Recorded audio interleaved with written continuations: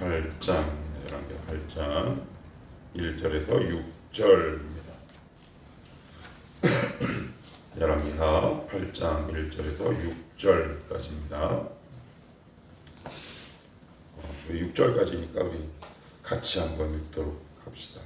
1절에서 6절 오늘은 한 목소리로 합독해서 같이 봅니다. 시작. 엘리사가 이전에 아들을 다시 살려준 여인에게 이르되 너는 일어나서 내 가족과 함께 거주할 만한 곳으로 가서 거주하라. 여호와께서 기근을 부르셨으니 그대로 이 땅에 7년 동안 임하리라 하니 여인이 일어나서 하나님의 사람의 말대로 행하여 그의 가족과 함께 가서 블레셋 사람들의 땅에 7년을 우거하다가 7년이 다음에 여인이 블레셋 사람들의 땅에서 돌아와 자기 집과 전토를 위하여 호소하려 하여 왕에게 나아갔더라. 그때 왕이 하나님의 사람의 사환 게하시와 서로 말하며 이르되 너는 엘리사가 행한 모든 큰 일을 내게 설명하라 하니 게하시가 곧 엘리사가 죽은 자를 다시 살린 일을 왕에게 이야기할 때 그 다시 살린 아이의 어머니가 자기 집과 전토를 위하여 왕에게 호소하는지라. 게하시가 이르되 내 주 왕이여 이는 그 여인이요 저는 그의 아들이니 곧 엘리사가 다시 살린 자니이다 아니라. 왕이 그 여인에게 물으매 여인이 설명한지라. 왕이 그를 위하여 한 관리를 임명하여 이르되 이 여인에게 속한 모든 것과 이 땅에서 떠날 때부터 이제까지 그의 밭의 소출을 다 돌려주라 하였더라. 아멘. 역사서를 읽다 보면 제가 이제 중간중간에 간간히 좀 말씀을 드렸는데 헷갈리는 경우가 있어요. 왕의 이름이 헷갈리고요. 이거 어디서 내가 봤는데 라든가 아니면 시간의 순서가 안 맞는 경우가 그래요. 오늘이 바로 8장 1절에서 6절이 바로 그게 게하시가 나오잖아요. 게하시가 어디에 나와요? 5장에서 나와요. 뭐요? 나아만 장군이 그 고침을 받고 엘리사에게 갖고 온 예물을 다 바치니까 엘리사가 뭐라 그래요? 내가 맹세하여 이르지만 네 재물을 절대로 받지 않겠다. 왜요? 하나님의 은혜는 돈으로 주고 살 수 없는 것이기 때문에. 그런데 그 모습을 본 게하시가 고국으로 돌아가는 나아만 장군을 쫓아가죠. 그래서 거기서 문둥병, 나아만이 앓고 있었던 문둥병이 게하시에게 온다. 근데 거기서 이미 역사의 뒤안길로 사라졌는데 이건 뭐냐? 그래서 이제 헷갈리시면 안 돼요. 특별히 이제 열왕기하 같은 역사서 같은 경우는 종종 시간의 순서 배열과 관계없이 기록될 때가 많다. 왜 그럴까? 의도가 있다 그랬어요. 그죠? 여러분이 성경 볼 때 이거 순서가 안 맞는데 고개를 갸우뚱하다 그러면 특별한 의도가 있는 거예요. 누구의 의도? 열왕기 기자, 열왕기를 쓴 기자가 뭐 정신없어서 이런 게 아니라는 말이에요. 오히려 순서, 시간의 순서대로 배우라면 훨씬 그도 쉽지 않겠습니까? 그런데 나아만 장군 때 사라졌을 게하시의 이야기, 그리고 오늘 보면 수넴 여인 이야기도 다시 등장해요. 그러니까 시간의 순서 배열이 뭔가 맞지 않은 이유는 첫 번째는 하나님은 시공간을 뛰어넘어서 역사하시는 분이라는 걸 이 열왕기 기자가 강조하고 싶은 거예요. 우리 인간은 시간에 매여 있다는 말이에요. 시간을 결코 뛰어넘을 수 없어요. 그러나 시간의 창조자 되시는 하나님은 인간의 시간의 배열에 얽매이지 않는다라는 것을 의도적인 순서 배열을 약간 이렇게 뒤틀리게 함으로 우리에게 전달하고픈 열왕기 기자의 의도가 숨어 있는 것이고요. 그러면 오늘 우리가 쭉 읽어보시면 알겠지만 문맥상 이 내용이 나올 타이밍이 아니란 말이에요. 여러분들이 한번 차분 읽어보시면 여기 7장 앞부분에 어떤 이야기가 나옵니까? 어떤 이야기가 나와요? 엘리사가 기적을 행해서 성문 어귀에 그 나병 환자를 통해 그 사마리아 성이 회복된 이야기가 이렇게 나오는데 갑자기 그것과 맥락이 전혀 맞지 않는 이야기가 나오는데 우리 한번 차분히 한번 살펴보십시다. 1절입니다. 엘리사가 이전에 아들을 다시 살려준 여인에게 이르되 너는 일어나서 내 가족과 함께 거주할 만한 곳으로 가서 거주하라. 여호와께서 기근을 부르셨으니 그대로 이 땅에 7년 동안 이 말이라. 그래요. 엘리사가 그 다음 단어가 뭐예요? 이전에. 그래요. 그리고 아들을 다시 살려준. 그래요. 그러니까 이전에 아들을 다시 살려준 수넴 여인을 다시 찾아간 거예요. 누가요? 엘리사가. 그 수많은 사람 가운데 이스라엘 땅에 수넴 여인만 있습니까? 그런데 엘리사가 누구에게만 찾아갑니까? 수넴 여인만 찾아가요. 왜 찾아갔을까요? 여러분들 이유를 한번 대보시겠어요? 왜? 그런데 100이면 100 뭐라고 얘기하냐면 이렇게 얘기해요. 믿음이 좋아서 찾아갔어. 아니요. 여러분들 복음서를 보시면 주님이 놀라운 말씀을 하고 있습니다. 엘리야와 엘리사 시대 때 가뭄이 들었지만 수넴 여인과 사르밧에게만 보냄을 받았다라는 질문을 하고 있어요. 그런데 그들이 믿음이 좋아서 갔다라는 얘기는 한 번도 등장하지 않습니다. 근데 왜 갔나요? 이 수넴 여인은 하나님의 각별한 은혜를 받은 사람이었어요. 그러니까 우리는 자꾸 하나님의 각별한 은혜를 받으면 뭔가 했기 때문에 라고 얘기해요. 그럼 그건 은혜가 아니죠. 이게 하나님의 특별한 은혜일 수밖에 없어요. 아무 이유도 없는데 나를 다시 찾아오신 거예요. 내가 특별히 한 것도 없는데 나를 또 찾아오신 거란 말이에요. 우리가 이 사랑 때문에 회복되는 거 아닌가요? 하나님의 사랑은 이례적이 아니에요. 이례적인 건 동정이죠. 내가 누군가를 사랑해. 그런데 우리 지나가다가 보이는 거지에게 적선을 하면 그게 사랑입니까? 그건 동정이라고 얘기해요. 내가 거지를 사랑했다라고 얘기하지 않아요. 사랑은 반복적인 걸 얘기해요. 하나님의 사랑은 반복적이죠. 누구에게? 나에게. 내가 누군데? 은혜를 받을 자격이 아무것도 없어요. 이 사실이 왜 중요하냐면 이 본문을 보고 어떤 분들은 이렇게 은혜를 가져요. 하나님, 저도 이 여자와 같은 각별한 은혜를 받고 싶습니다. 여러분, 어제 제 아내랑 제 설교 스포일러를 좀 얘기를 하다가 그런 얘기를 했어요. 여보, 우리 한번 상황을, 우리의 삶을 한번 돌아보자. 창세 이후 지금까지 이 땅에서 태어나고 그리고 자라고 죽은 사람의 인원이 몇 명이나 될까? 엄청 많을걸요. 그 가운데 예수 믿고 죽은 사람이 많을까? 예수 안 믿고 죽은 사람이 많을까? 그 많은 사람 가운데 목사로 부름을 받은 사람이 많을까? 그렇지 않은 사람이 많을까? 이 땅에 수많은 예수 믿는 사람이 있지만 이 자리에 나와서 아침을 깨우는 사람이 많을까? 그렇지 않은 사람이 많을까? 오늘 수넴 여인의 이야기는 곧 우리의 이야기일 수밖에 없다. 저는 이렇게 얘기했어요. 맞습니다. 하나님 우리를 반복적으로 찾아오세요. 반복적으로 다시 찾아오신다. 하나님이 만약에 그리스도를 통해 십자가에 달린 그 사건 하나만으로 우리를 사랑하시고 오늘 설교 제목처럼 AS 하지 않으셨다면 우리의 인생은 형편없을 겁니다. 하물며 대기업도 그 몇 천만 원짜리 하는 자동차를 출시한 이후에 몇 년 몇 킬로 보장 이렇게 하는데 하나님이 우리의 삶을 보장하지 않겠냐고요. 우리의 삶을 책임지시지 않겠냐고요. 오늘 수넴 여인의 이야기는 곧 우리의 이야기입니다. 그를 다시 찾아가서 설득하시고 만나주셨던 하나님. 그런데 뭐라고 만나주셨느냐? 이거예요.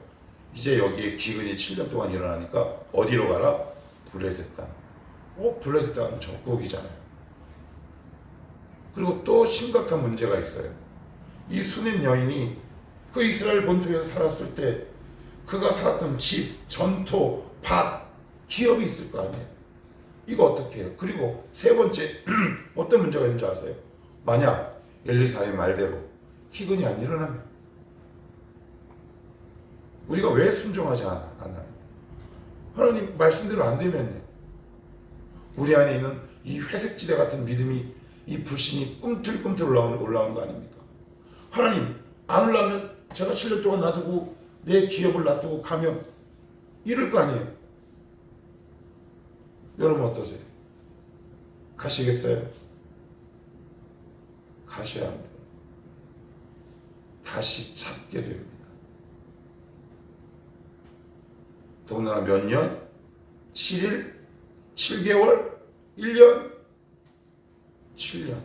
기근이 오지 않으면 어떡합니까? 설령 기근이 온다 한들 7년 동안 내가 살고 있었던, 여러분 시골에 가면 주인 없는 땅들 많은 거 아시죠? 저희 처가에만 가도 농사 짓는 사람이 없으니까 다른 사람이 저희 그 처가 땅에 농사를 확 쳐버려요. 자기 땅인 것처럼. 현대에도 그럴 판인데 고대는 어떻겠습니까? 여러분 가시겠습니까? 하나님이 너 블레셋으로 가. 그럼 물어봅시다. 가는 게 사는 겁니까? 있는 게 사는 겁니까? 예. 속으로 대답하세요. 속으로. 왜? 여러분의 진짜 마음을 듣고 싶어요. 하나님. 심성아, 누구야? 너 무엇이 사는 거라고 생각하냐? 속으로 이렇게 대답할 수 있기를 바랍니다. 하나님이 블레셋으로 가라고 하시면 제가 가겠습니다. 이게 사는 거죠. 이게 나의 전토를 지키는 거고, 만약에 여기 있었으면 7년 동안 수냄 여인은 기근 때문에 그 기업을 아예 다 잃어버렸을지 몰라요. 이게 결론부터 말씀드리면 어떻게 되냐? 오랫동안 땅이 비워지면 어떻게 될까요? 다른 사람의 토지에 귀속되거나 어디에? 나라에 귀속되어 버립니다. 나중에 이스라엘 왕과의 귀속이 돼가지고 결국 이 땅을 찾게 됩니다. 하나님이 그 토지를 7년 동안 나라가 보관하고 있었으니까 뺏을 수 있습니까? 없습니까? 없지요. 누가 뺐습니까? 하나님이 안전하게 보호하고 계셨어요. 그런데 우리 그걸 보지 못합니다. 우리는 7년 후를 절대 보지 못해요. 여러분은 7년 후의 삶을 절대 보지 못합니다. 그래서 우리는 7년을 대비한다? 아니요. 우리는 오늘만 대비하시면 됩니다. 우리는 오늘만 사는 사람입니다. 하나님 말씀 붙들고 오늘을 살아가는 사람입니다. 지금 나에게 순종하라고 요구하신 그 말씀 앞에 겸손히 무릎 꿇고 부복하십시오. 그것이 7년 후를 대비하는 지혜다 라고 성경은 우리에게 말씀하고 있는 겁니다. 미래를 대비하십니까? 물론 대비해야죠. 적금도 드시고요. 건강을 위해서 열심히 운동도 하셔야죠. 그런 인간적인 노력을 게을리하라 라는 말은 결코 아닙니다. 그렇지만 정말 우리의 미래를 책임지고 있는 분이 누군가? 내 미래의 삶을 사는데 나에 있는 두려움을 없애는 가장 큰 힘은 무엇인가? 오늘 나에게 주신 이 말씀 앞에 내가 몸부림치며 그 말씀을 어떻게 순종하며 살아갈까? 라고 고민하고 결국 그 말씀을 순종해 가는 사람을 하나님은 7년의 삶을 책임질 뿐 아니라 우리의 전 삶을 책임지지 않겠습니까? 찾았습니까? 못 찾았습니까? 찾았습니다. 그것도 누구의 손에? 왕의 손으로부터 찾게 됩니다. 사실 그건 안전하게 지킨 거였죠. 안전하게 지킨 거였습니다. 또 한번 볼게요. 자, 2절입니다. 여인이 일어나서 하나님의 사람의 말대로 행하여 그의 가족과 함께 가서 블레셋 사람들의 땅에서 7년을 우거하다가 거기서 말 그대로 살다가 3절 7년이 다음에 여인이 블레셋 사람들의 땅에서 돌아와 자기 집과 전토를 위하여 어떻게 해요? 호소. 그래요. 보니까 없어요. 여기서 호소라는 말은 예전에 여호사밧 왕이 전쟁터에 나가서 소리를 악 질렀다고 제가 얘기했는데 그것이 이제 차크라는 동사인데 공의와 관련돼서 특별히 하나님 앞에 호소할 때 사용되는 단어인데 이런 뜻이래. 하고 소리 지르는 거예요. 도와주십시오 라는 거예요. 누구한테 호소? 우리는 누구한테 호소하겠습니까? 하나님한테 호소하는 거죠. 하나님, 저 하나님이 가라 그래서 갔어요. 그런 거 아닙니까? 그죠? 저 하나님이 가라 그래서 갔어요. 근데 왔는데 땅이 없어요. 어떻게 하면 좋아요? 저 말씀대로 살았는데 안 됐어요. 어떻게 하면 좋아요? 저 말씀 붙잡고 막 몸부림쳤어요. 근데 잘 안 됐어요. 호소할 근거가 말씀 아니겠습니까? 여러분 무엇을 붙들고 하나님 앞에 호소하겠습니까? 하나님이 말씀을 붙들고 호소하는 겁니다. 왜 하나님이 여러분들의 기도에 응답하셔야 합니까? 여러분이 기도해서 아니요. 우리의 호소의 근거는 말씀이어야 합니다. 하나님, 저 하나님 시키는 대로 했어요. 그죠? 근데 갔다 왔는데 제 땅이 없어요.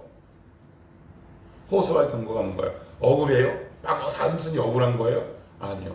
이 호소의 깊은 근거에는 블레셋 땅에 엘리사의 말을 듣고 간 그 말씀이 근거란 말이죠.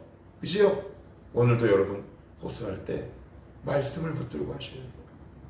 하나님 이 말씀, 하나님 이렇게. 그게 진짜 힘 있는 기도입니다. 우리의 기도가 힘이 있기 위해서는 말씀이 여러분들의 마음에 팍 꽂혀야 돼요. 그러면 기도가 막 터집니다. 기도가 죽었다는 얘기는 말씀이 없다는 얘기입니다. 말씀이 들어오지 않으면 기도가 열리지 않습니다. 한번 해보시겠습니까? 우리 이 경험을 통해서 알아요. 왜 이렇게 기도가 매가리가 없을까? 말씀이 들어오지 않아서 그렇습니다. 그랬더니 뭐라고 그래요? 3절 호소하려 하여 그때 왕이 하나님의 사람의 사환 게하시와 서로 이게 참 호소하려 하여 왕에게 어떻게 해요? 나아갔어요. 그죠? 그런데 그때 누가 또 왔어요? 게하시가 마침 옵니다. 야 이게 우연의 일치치고는 너무 절묘하지 않습니까?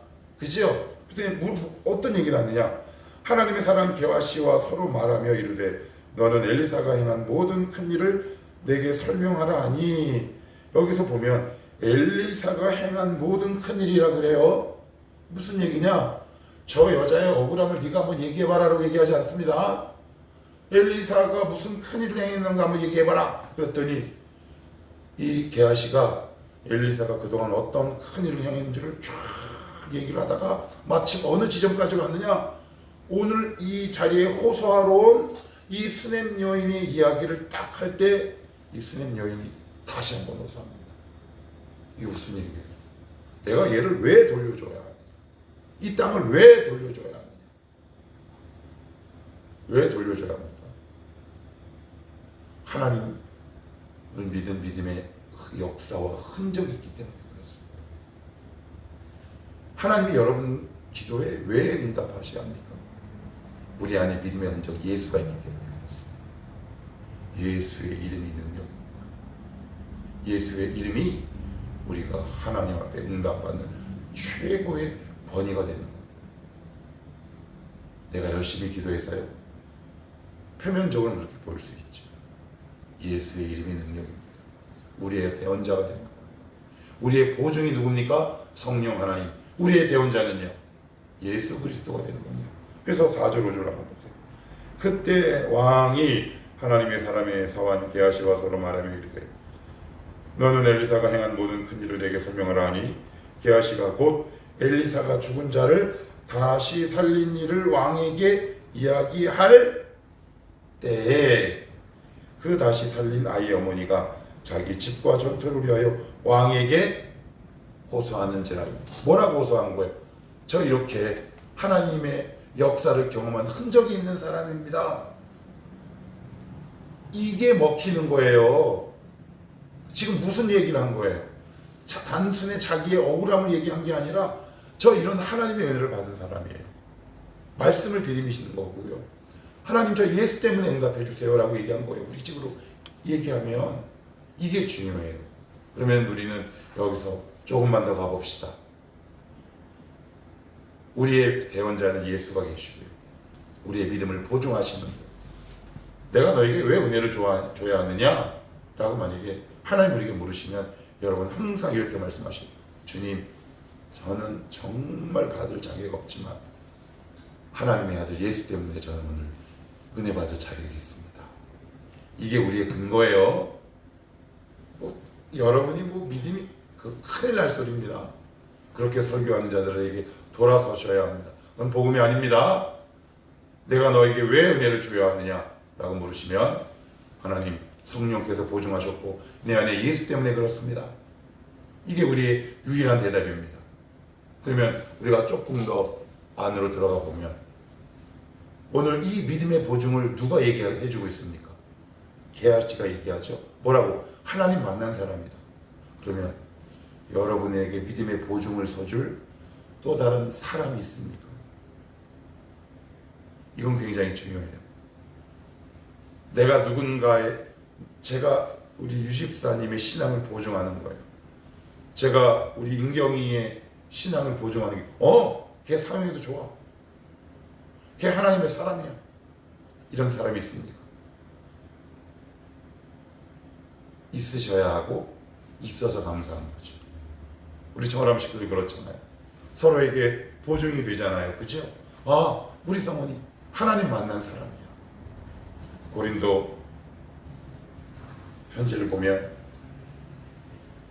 고린도 교인들은 굉장히 상류층이고 잘 살고 학식이 높은 사람들인데 사도 바울에게 소개서를 요구하니까 사도 바울이 고린도 교인들이랑 이렇게 얘기합니다. 무슨 소개서가 필요하냐?